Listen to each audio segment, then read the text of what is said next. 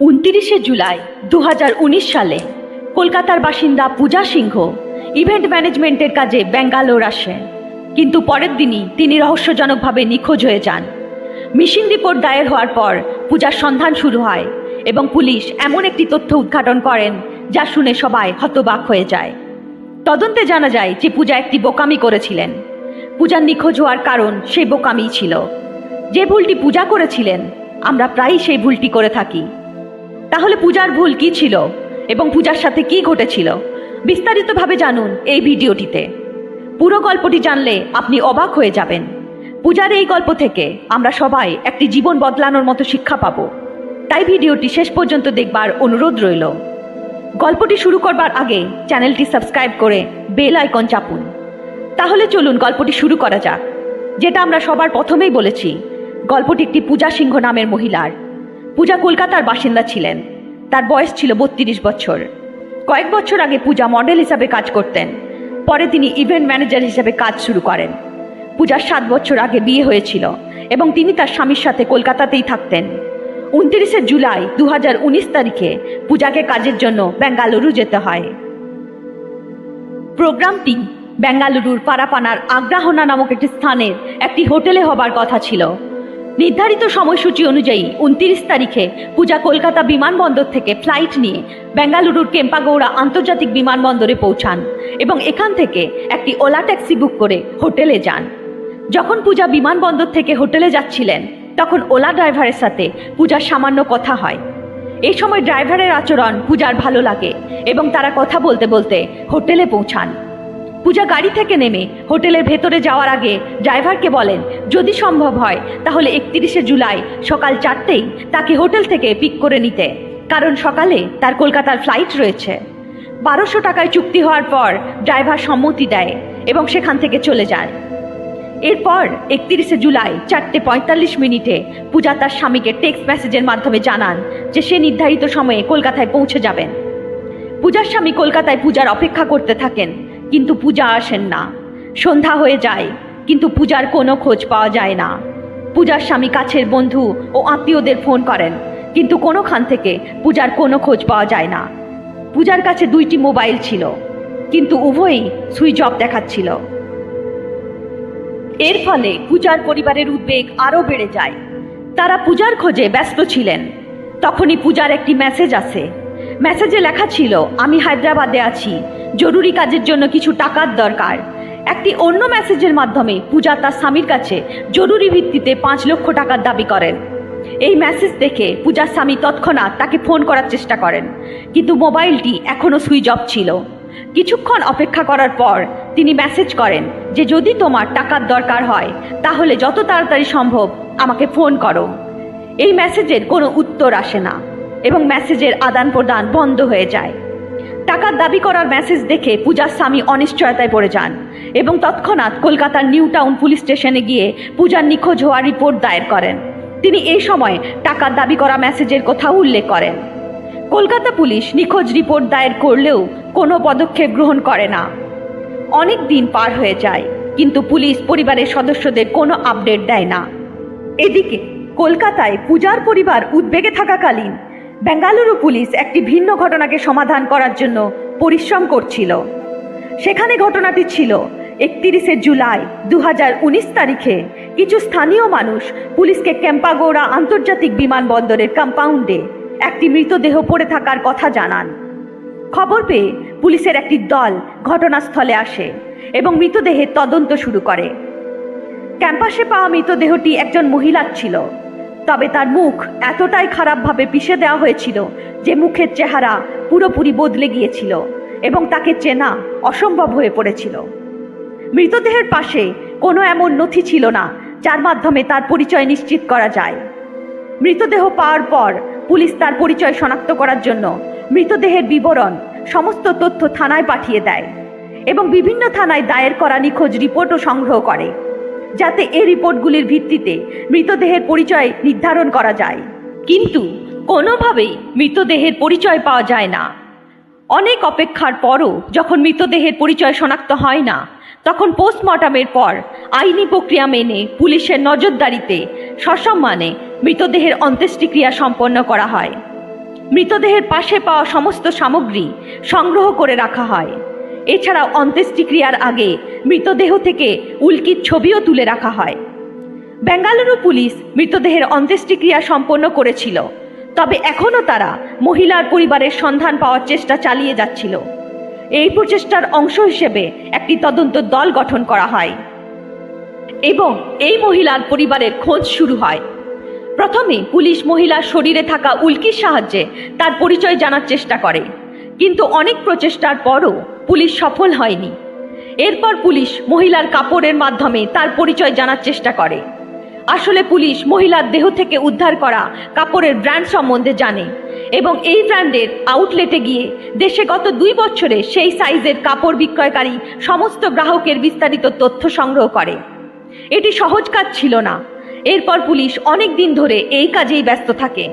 এই তদন্ত চলাকালীন পুলিশ জানতে পারে যে এই ধরনের কিছু কাপড় কলকাতায় কেনা হয়েছিল।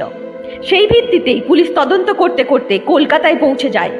সেখানে এসে তারা গত কয়েক মাসে কলকাতায় সমস্ত থানায় দায়ের করা নিখোঁজ রিপোর্ট সংগ্রহ করে।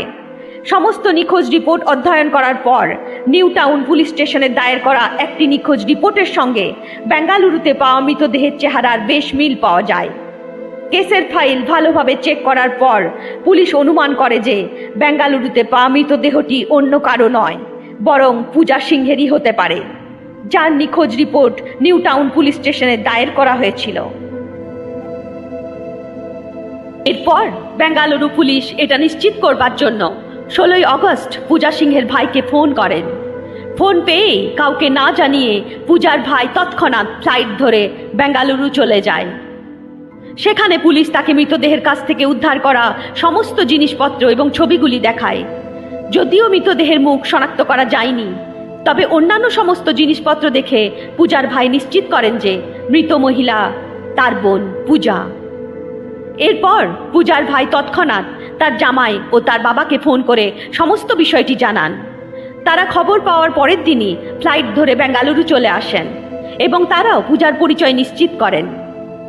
তদন্তের সময় কলকাতা পুলিশের একটি বড় গাফিলতি প্রকাশ পায়। পূজা নিখোঁজ হওয়ার পরেই পূজার স্বামী কলকাতায় নিখোঁজ রিপোর্ট দায়ের করেছিলেন এবং তাতে পূজার বেঙ্গালুরু যাওয়ার কথাও উল্লেখ করেছিলেন। সঠিকভাবে কলকাতার পুলিশের উচিত ছিল তৎক্ষণাৎ বেঙ্গালুরু পুলিশকে এই নিখোঁজ রিপোর্ট সম্পর্কে জানানো, তবে কলকাতা পুলিশ কেস দায়ের করার পর ফাইলটি ফেলে রাখে।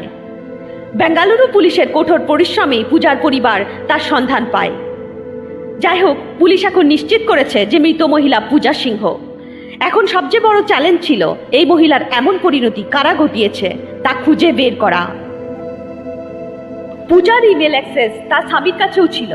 সেই ইমেল থেকে জানা যায় যে পূজা বেঙ্গালুরুতে ল্যান্ড করার পর হোটেলে যাওয়ার জন্য ওলা ট্যাক্সি বুক করেছিলেন।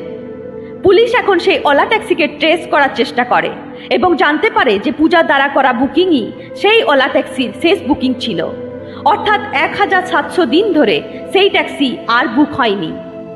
পুলিশ ডিটেলস বের করে জানতে পারে যে সেই গাড়ির ড্রাইভার ছিল এইচ.এন. নাগেশ, যার বয়স 22 বছর। পুলিশ এখন মোবাইল নাম্বারের মাধ্যমে নাগেশকে ট্রেস করার চেষ্টা করে এবং এই ট্রেসিংয়ের সময় পুলিশ একটি আকর্ষণীয় তথ্য আবিষ্কার করে। যখন পূজার স্বামীর কাছে টাকার দাবি করার মেসেজ এসেছিল, তখন পূজার মোবাইলের লোকেশন এবং নাগেশের মোবাইলের লোকেশন একই ছিল। এই তথ্য সামনে আসার পরই পুলিশ ওলার ড্রাইভার নাগেশের পেছনে পড়ে এবং খুব দ্রুত তাকে গ্রেপ্তার করে। প্রথমে নাগেশ পুলিশের সমস্ত অভিযোগ অস্বীকার করে, কিন্তু যখন পুলিশ কড়া জিজ্ঞাসাবাদ শুরু করে তখন নাগেশ একের পর এক গোপন তথ্য ফাঁস করতে শুরু করে। নাগেশের স্বীকারোক্তি অত্যন্ত বেদনাদায়ক ছিল। নাগেশ জানায় যে পূজা ওলা অ্যাপের মাধ্যমে বেঙ্গালুরু কিসেন্ট রোড থেকে সাহারা প্যাভিলিয়ন হোটেলে পৌঁছানোর জন্য তার গাড়ি বুক করেছিলেন। এই যাত্রার সময় পূজা ড্রাইভারের সাথে কথা বলেন। নাগেশের ব্যবহার পছন্দ হলে পূজা তাকে বলেন যে পরের দিন সকালে অর্থাৎ 31শে জুলাই তাকে এয়ারপোর্টে পৌঁছাতে হবে এবং নাগেশকে তাকে পিক করার প্রস্তাব দেন, কারণ এত সকালে অন্য কোনো গাড়ি সময় মতো নাও পাওয়া যেতে পারে। নাগেশ সম্মত হন এবং 1200 টাকায় চুক্তি হয়। এই চুক্তির পর নাগেশের মাথায় খারাপ চিন্তা আসতে শুরু করে এবং সে পূজাকে লুট করার পরিকল্পনা করতে থাকে। নাগেশ মনে করত যে পূজা খুব ধনী এবং তার কাছে অনেক টাকা ও গহনা থাকতে পারে। এই লোভে প্রথমে নাগেশ একটি দোকান থেকে একটি ছুরি কেনেন এবং তা গাড়ির সিটের নিচে লুকিয়ে রাখেন। এছাড়াও গাড়ির জ্যাকরডটিও তিনি তার সিটের পাশে রাখেন। এরপর চুক্তি অনুযায়ী নাগেশ তার গাড়ি নিয়ে সকালে 3:45 পূজাকে নেওয়ার জন্য হোটেলে পৌঁছান। পূজাও প্রস্তুত ছিলেন। তিনি তাড়াতাড়ি গাড়িতে বসেন এবং গাড়ি এয়ারপোর্টের দিকে চলতে শুরু করে। পূজা খুব ক্লান্ত ছিলেন এবং সঠিকভাবে ঘুমাতেও পারেননি, তাই গাড়িতে বসেই পূজার ঘুম চলে আসে। নাগেশ বুঝতে পারেন যে পূজা ঘুমিয়ে পড়েছেন এবং তখন তিনি এয়ারপোর্টের রাস্তা ছেড়ে অন্য এক রাস্তায় গাড়ি ঘুরিয়ে দেন। পূজা ঘুমিয়ে থাকায় তিনি কিছুই টের পান না। এরপর নাগেশ গাড়ি চালিয়ে একটি নির্জন এলাকায় নিয়ে যান। শুনশান এলাকায় পৌঁছানোর পর নাগেশ পূজাকে জাগিয়ে তোলে এবং দ্রুত সব জিনিস দিতে বলে। পূজা বিরোধিতা করে এবং সাহায্যের জন্য চিৎকার করার চেষ্টা করে, কিন্তু চিৎকার করার আগেই নাগেশ তার সিটের নিচে রাখা লোহার বড় রড দিয়ে পূজার মাথায় আঘাত করে। রডের আঘাতে পূজা মাটিতে পড়ে অজ্ঞান হয়ে যায়। পূজা অজ্ঞান হওয়ার পর নাগেশ তাকে গাড়িতে তুলে কোদাইপনাহল্লি নামক একটি জায়গায় চলে যায়। সেখানে পৌঁছে সে গাড়ি এয়ারপোর্টের কম্পাউন্ডে থামায়। গাড়ি থামার পর পূজা পুনরায় জ্ঞান ফিরে পায় এবং দরজা খুলে গাড়ি থেকে বের হয়ে টলমল পায়ে পালানোর চেষ্টা করে। এটা দেখে নাগেশও তার পিছু ধাওয়া করে এবং তার লুকানো ছুরি বের করে পূজার ওপর একের পর এক আঘাত করতে শুরু করে। ধারাবাহিক ছুরির আঘাতে পূজা গুরুতরভাবে রক্তাক্ত হয়ে যায়। তিনি সাহায্যের জন্য চিৎকার করার চেষ্টা করেন, কিন্তু এত সকালে কেউ তার চিৎকার শুনতে পায় না। পোস্টমর্টম রিপোর্ট অনুযায়ী পূজাকে অন্তত 22 বার ছুরি মারা হয়েছিল। এত আঘাতের পরেও পূজা তখনও শ্বাস নিচ্ছিলেন। এটা দেখে নাগেশ আরও ক্ষিপ্ত হয়ে ওঠে এবং একটি বড় পাথরের টুকরো তুলে পূজার বুকে আঘাত করে। পাথরের আঘাতে পূজার শ্বাস শেষ হয়ে যায়। নাগেশ পূজার প্রাণ কেড়ে নিয়েছিল, কিন্তু এখন সে ভয় পেতে শুরু করে যে পূজার পরিচয় প্রকাশ পাবে এবং সে শীঘ্র ধরা পড়বে। তাই সে একই পাথর তুলে বারবার পূজার মুখে আঘাত করতে শুরু করে। সে পাথর মারতে থাকে যতক্ষণ না পুরো মুখ বিকৃত হয়ে যায়। পূজাকে হত্যা করার পর নাগেশ মৃতদেহটি গাছের ঝোপে ফেলে দেয়। এরপর সে পূজার সব জিনিসপত্র নিয়ে নেয়। নাগেশ ভেবেছিল পূজার কাছে লক্ষাধিক টাকা পাওয়া যাবে, কিন্তু পূজার পার্সে কেবলমাত্র 500 টাকার একটি নোট এবং 2টি ক্রেডিট কার্ড ছিল। এছাড়াও পূজার কাছে 2টি মোবাইল ফোন ছিল, যার মধ্যে একটি অ্যাপেলের এবং অন্যটি ভিভো কোম্পানির। নাগেশ 500 টাকা এবং 2 মোবাইল নিয়ে সেখান থেকে চলে যায়। কাছের মোবাইল দোকানে গিয়ে সে কোনো রকমে ভিভো মোবাইলের IMEI নাম্বার বদলে ফেলে, যাতে চুরির প্রমাণ না থাকে। আইফোনটি সে সস্তা দামে বিক্রি করে দেয়। এছাড়া পূজার মোবাইল ওয়ালেট থেকে কয়েক হাজার টাকা নিজের ওয়ালেটে ট্রান্সফার করে নেয়। এরপর পূজার ভিভো মোবাইল থেকে ভাঙা ভাঙা ইংরেজিতে পূজার স্বামীর কাছে 5 লক্ষ টাকার দাবি করে।